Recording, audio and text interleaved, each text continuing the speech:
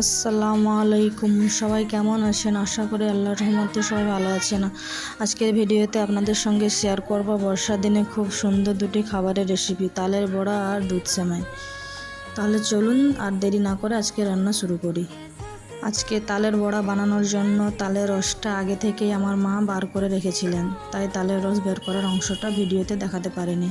তালের রসটা আগে থেকেই তৈরি করে রাখা ছিল। এবার এটা দিয়ে আমরা তালের বড়া তৈরি করব। প্রথমে তালের রসটা ভালো করে দেখে নিচ্ছি এবং এর মধ্যে থাকা প্রয়োজনীয় উপকরণগুলো একে একে দিয়ে দিচ্ছি। এবার সব উপকরণ একসঙ্গে ভালো করে মিশিয়ে নিচ্ছি। মিশ্রণটা খুব ভালোভাবে মিশিয়ে নিতে হবে যাতে তালের রসের সঙ্গে সব উপকরণ সুন্দরভাবে মিশে যায়।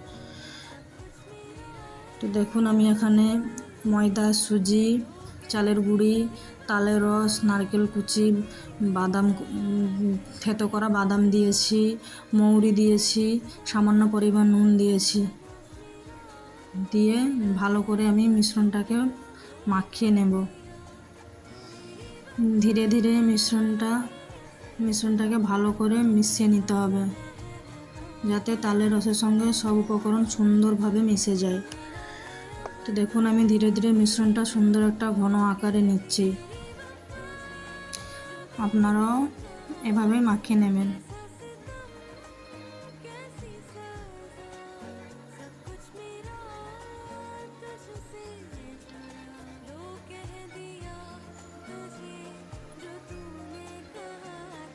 আমি মিশ্রণটাকে ভালোভাবে মাখিয়ে নিচ্ছি যাতে সব মিশ্রণটা ভালোভাবে মাখানো হয়ে একটা সুন্দর আকার ধারণ করে। তো সব কিছু ভালোভাবে মিশে গেল। এবার তালের বড়া ভাজার জন্য প্রস্তুত হয়ে গিয়েছে। তো এবার কড়াইতে তেল গরম করে নিয়েছি। তেল গরম হয়ে গিয়েছে, অল্প অল্প করে তালের মিশ্রণ দিয়ে বড়া তৈরি করে ভেজে নিচ্ছি।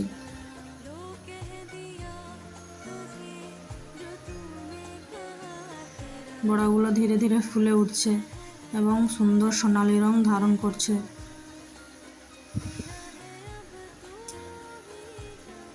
আজকে আমার রেসিপিটি যে যেখান থেকে দেখছেন ভালো লাগলে লাইক করবেন, শেয়ার করবেন এবং চ্যানেলে নতুন হলে চ্যানেলটিকে সাবস্ক্রাইব করবেন এবং আজকে রেসিপিটা কেমন হয়েছে কমেন্ট করে অবশ্যই জানাবেন।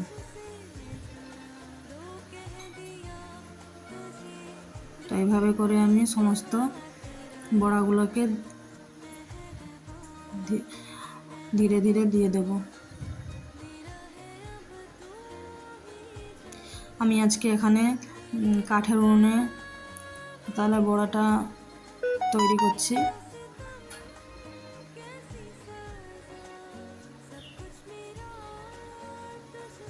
কাঠের উনুনে এভাবে হালকা আঁচে এভাবে বড়ার মিশ্রণগুলোকে অল্প অল্প করে দিয়ে ভেজে নেব। তো দেখুন, বর্ষার জলে আমাদের পুকুরটা একেবারে কানায় কানায় ভরে গিয়েছে। বর্ষার সময় পুকুরের এই রূপটা দেখতে সত্যি খুব অসাধারণ লাগে। চারপাশের প্রকৃতি, বৃষ্টির পানি আর পুকুর ভরা জল সব মিলিয়ে বর্ষার একটা আলাদা সৌন্দর্য আছে। চলুন এবার আবার আমাদের রান্নায় ফিরে আসি।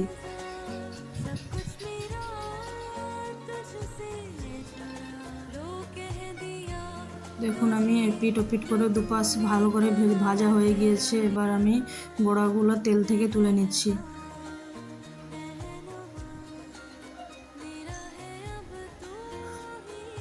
এভাবে আমি একই প্রসেসে সবগুলো বড়া ভেজে নেব। আর এই যে দেখুন, এবার আমরা তৈরি করব দুধ সেমাই। দুধ সেমাইকে আমি আগে থেকে ভেজে রেখেছি।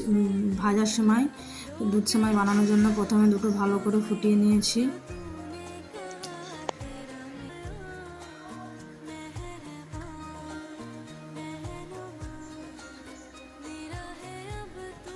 আমি সিমাইটাকে ভালো করে সাজিয়ে নিয়েছি একটা পাত্রে।